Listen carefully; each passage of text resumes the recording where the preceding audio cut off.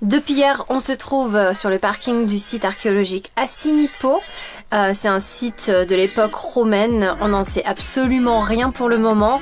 Par contre, sachez que si vous visitez Setenil et Ronda, il est possible de dormir gratuitement et en toute sécurité sur le parking et de visiter le lendemain le site, en sachant que lui aussi est gratuit, ce qui permet du coup d'enchaîner les visites sans forcément faire beaucoup de route. Nous, on va se diriger à l'intérieur et on va regarder tout ça et comprendre pourquoi il y a ces ruines romaines en haut de cette falaise.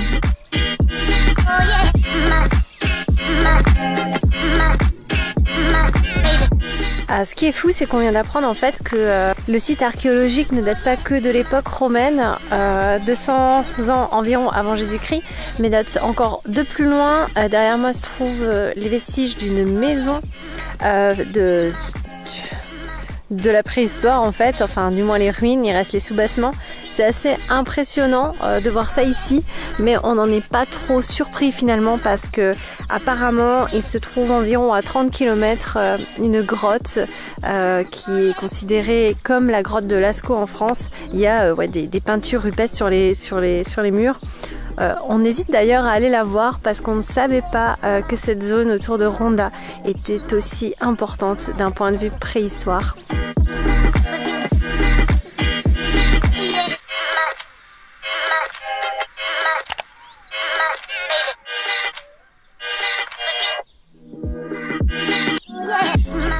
Je suis avec Steve à côté d'un théâtre romain qui est incroyablement bien conservé. Franchement, toute la structure est immense. Il y a encore tous les murs. Alors bien sûr, on ne peut pas accéder à l'intérieur pour la préservation du site. Il y a des barrières tout autour qui nous en empêchent. Cependant, on peut vraiment l'approcher et se rendre compte à quel point le site d'Assinippo pouvait être aussi prestigieux pour l'Empire de Rome. Salut et bienvenue sur notre chaîne. On est les Manala et en 2017, on a décidé de tout quitter pour voyager non-stop à travers le monde. Après 9 mois d'Asie en sac à dos, on s'est retrouvé en Australie pour un Working Holiday Visa de 2 ans, c'est-à-dire travailler et voyager dans le pays.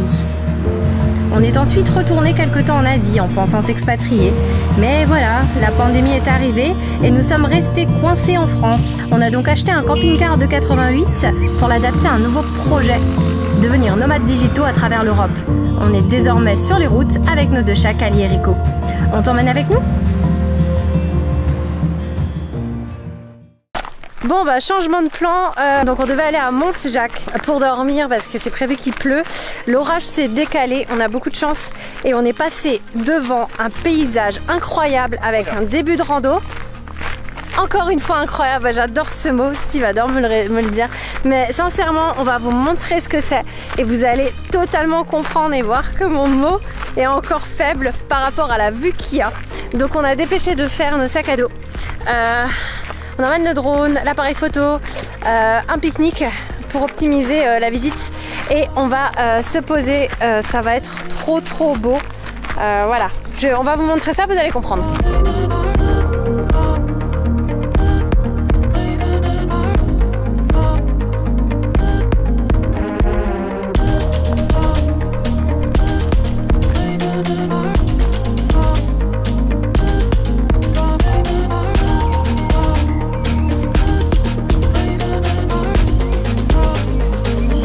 On est sur le barrage, du coup c'est un truc de dingue. Je vous mets le descriptif du lieu où on est dans les informations de la vidéo.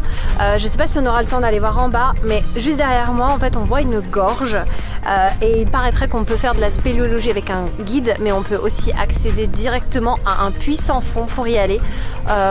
Le temps commence à se couvrir donc on va voir, mais bon, vous verrez ça juste après. J'ai continué à faire la rando toute seule parce que Steve a un peu peur de ne pas avoir de place sur le free-camp qui est à côté. Donc il est remonté pour garer le camping-car ailleurs. Et moi je vais faire les gorges parce que je ne sais pas si on pourra les faire plus tard. Et ça me... franchement, redescendre pour remonter, c'est vraiment long. Donc voilà, je suis toute seule. L'appareil photo il clignote, je sais même pas si je pourrais tout filmer. J'espère en tout cas parce que déjà de ce que je vois, c'est incroyable, c'est beau. Des paysages qu'on adore.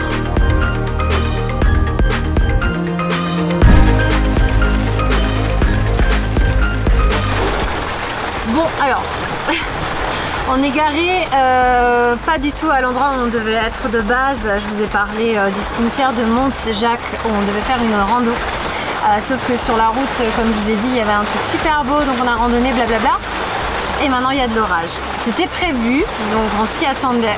Sauf qu'en fait, c'est un orage qui arrête pas de tourner autour de nous. Donc jusque là, on avait de la chance. Et là maintenant, il est 6 h et il arrête pas de pleuvoir. On a eu des grêlons. Je sais même pas si vous entendez ma voix tellement c'est fort. On espère vraiment que ça va s'arrêter. C'est prévu qu'à 20 h, il vient d'avoir un éclair. C'était prévu normalement qu'à 20 h ça se calme. Mais c'était aussi prévu que l'orage dure jusqu'à 4 h. Donc on est totalement décalé. Voilà, voilà. Et on espère pouvoir sortir.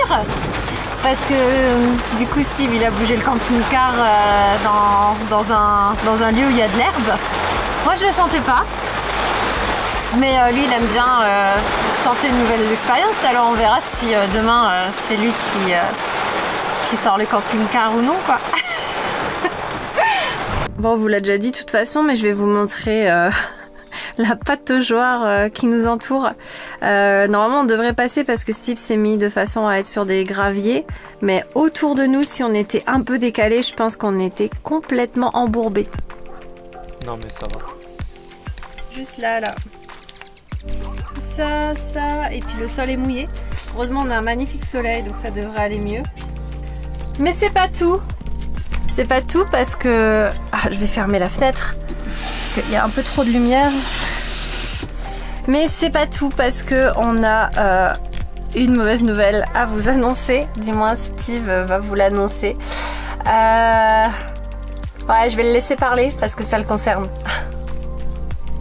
Ouais, il s'est passé un truc assez grave hier soir, c'était que j'ai craché mon drone. Il n'y aura plus de vidéo de drone. Ouais, ce qui s'est passé, c'est que on s'est pris la pluie et il y a eu un rayon de soleil, comme maintenant en fait. Du coup, le temps il était super cool et c'était les lumières, les golden hours. Donc je me suis dit bah tiens, je vais balancer le drone quoi. Et du coup j'ai pris le drone, j'ai fait un plan de super bien en plus qu'il a tourné comme ça. Et j'avais pas la vue sur mon drone en fait. Du coup j'ai eu un écran noir, connexion de la télécommande, enfin erreur, plein d'erreurs en fait.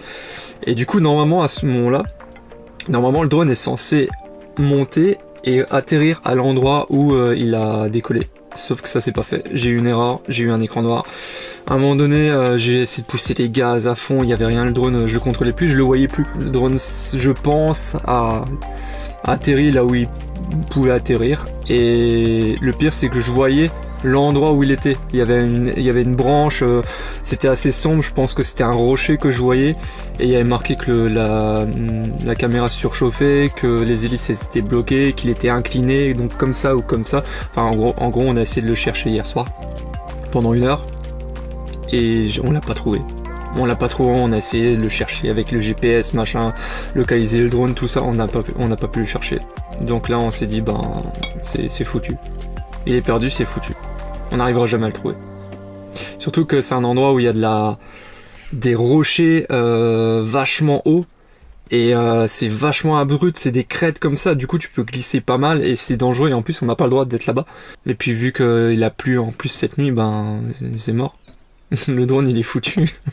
Du coup ben je sais pas, on va voir pour en prendre un autre suivant le prix, mais ouais c'est con. Parce que c'est même pas une erreur de ma part, c'est juste du pas de chance. C'est du pas de chance. Voilà. Ce que j'ai pas précisé, c'est que le drone, ça fait 5 ans que je l'ai. On a calculé avec Audrey, ça fait 5 ans.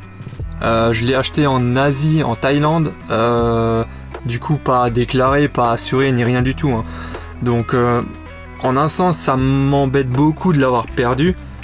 Mais après il commençait à avoir des problèmes du style la lentille, tout le bord gauche il était flou, puis les batteries commençaient à perdre en capacité.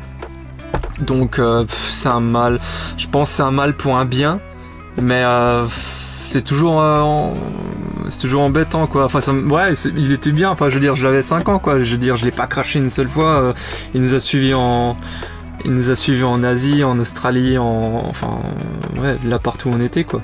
Du coup je le perds en Espagne. C'est un peu ouais, c'est un peu bizarre.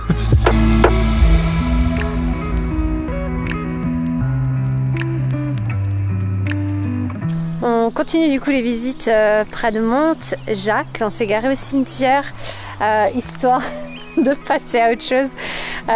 Et voilà, donc on a juste fait même pas 1 kilomètre plus loin de là où on a dormi. On ne sait pas trop ce que ça va donner cette rando parce que voilà, on suit l'application Maps.me pour aller voir une cascade. Et comme il a beaucoup plu, j'imagine qu'elle doit être très très jolie. Après on reprendra la route. Voilà, petite balade du matin, tranquille. Sans le drone. Mais bon, voilà, on veut pas tout avoir. Hein. Maintenant on a le soleil, on n'a plus de drone. On est à Gibraltar.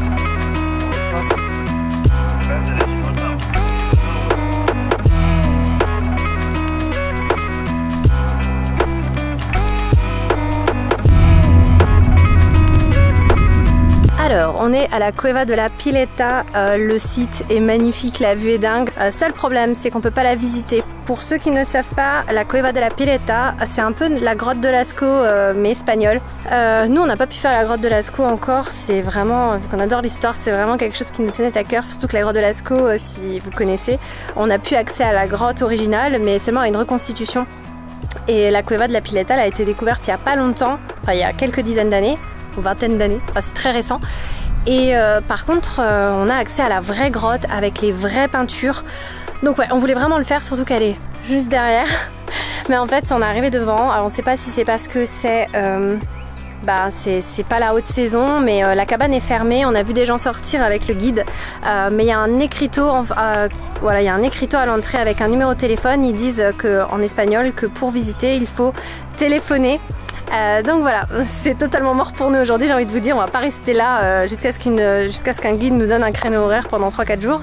Par contre, pour ceux qui voudraient la faire et qui sont du côté de Ronda, je vous mets le lien de l'article qui concerne toutes les visites autour de Ronda dans le descriptif de la vidéo. Je vous invite à aller le voir pour organiser votre prochain voyage. Aujourd'hui on fait notre bonne action du jour. On emmène toujours un sachet de croquettes que Kali n'aime pas, qui sont des bonnes croquettes, hein, des croquettes pour des chats qui ont des problèmes de santé. Et dès qu'on voit des chats errants, bon, on leur donne des croquettes. Comme ce petit chat là. Mais elle est maigre. C'est abusé comme elle est maigre. Oh, oui. Oh, elle est contente. La beauté. Oh là là. Tiens, mange.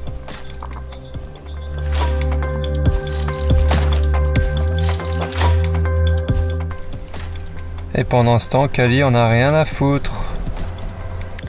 Et voilà, on termine ce mini road trip du côté de Ronda par ces derniers villages blancs que vous voyez au loin. On est sur le Mirador del General. Et on a un panorama sur toute la vallée qui mène à Ronda. Ce qu'il faut savoir, c'est que nous, on est venus au tout début de l'autre côté de cette montagne. Et puis du coup, parce qu'on est passé par Marbella, et maintenant on redescend et on arrivera du côté de Marnilla, si je me trompe pas de nom, puisque aux dernières nouvelles, nous allons faire une petite rando aujourd'hui. On a un temps incroyablement beau. Et on devrait se baigner dans des thermes tièdes. Pour le coup, elles ne sont pas trop chaudes, mais elles sont encore en pleine nature, elles sont gratuites et surtout, comme il fait très très chaud, voilà, on a mis le maillot, je pense que ça devrait plutôt nous faire du bien. En argent, la civilisation, la côte, et j'ai envie de vous dire que c'est très compliqué, on doit se baigner dans des bains thermaux en pleine nature, ouais, comme je vous ai dit avant. Et franchement, pour se garer, c'était compliqué. Heureusement, il y avait des Anglais qui nous ont dit qu'on pouvait se garer le long de la route. Donc on verra bien. Mais on imagine qu'au bout, c'est blindé. Non, je sais même pas si on va pouvoir se baigner. En tout cas, on est dans un mini El Torcal apparemment. On va pouvoir randonner. Donc au pire des cas, on ira randonner, pique-niquer. Et on reviendra plus tard pour se rafraîchir. Parce que je crois qu'aujourd'hui, c'est la journée la plus chaude. Ouais. Je sais pas combien il fait, mais... Il fera 31 degrés aujourd'hui à l'ombre. Voilà. Très très chaud. D'où le fait qu'il y a tout le monde qui va se baigner, surtout qu'on est un dimanche.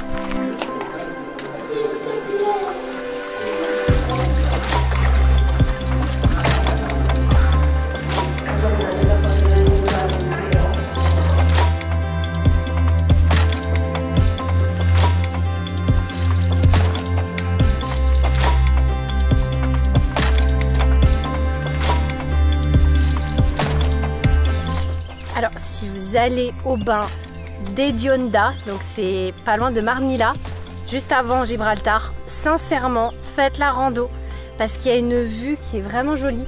Je sais pas si vous voyez, il y a des fleurs des champs. Au loin on voit la mer et les rochers font vraiment penser à El Torcal. Donc notamment si vous êtes en Espagne et que vous ne prévoyez pas de monter jusqu'à El Torcal, le parc national, on vous invite à regarder la précédente vidéo. Sincèrement, faites cette randonnée, c'est déjà spectaculaire, très joli. Faut râler parce qu'en fait on est sur un parking spécifique pour les camping-cars et regardez comment ils se sont garés. Ils se sont mis tout en long, comme ça personne peut se garer. Voilà, merci beaucoup les gens. Si vous en faites partie, ben, j'ai envie de vous dire, vous êtes des salopards. Désolée, mais c'est vrai. Parce que c'est un parking pour une fois qui est au bord de plage, qui est autorisé au camping-car. Et vous avez eu la décence de prendre toute la place. Alors bien sûr, ils sont dans le bon sens, mais putain, ils ont mis leurs chaises alors qu'ils sont pas assis dessus pour être sûr que personne se gare à côté. Mais les gars, vous êtes là pour 10 ans ou quoi? C'est pour la journée et vous n'êtes pas seuls. Donc laissez la place aux autres. Et si vous voulez profiter de l'extérieur, allez en pleine nature et dégagez d'ici en fait. Bref, du coup on met cap sur une autre, sur un autre parking bétonné cette fois, qui autorise les camping-cars, mais par contre ouais, on n'est pas sûr encore d'avoir une place. Hein. Franchement, on a quitté notre jolie campagne là, les montagnes pour rejoindre Gibraltar, mais c'est déjà la merde pour se garer. Donc ouais, on verra bien. Demain on fait Gibraltar et je pense qu'après on va quitter la côte les gars. Ça sent pas bon.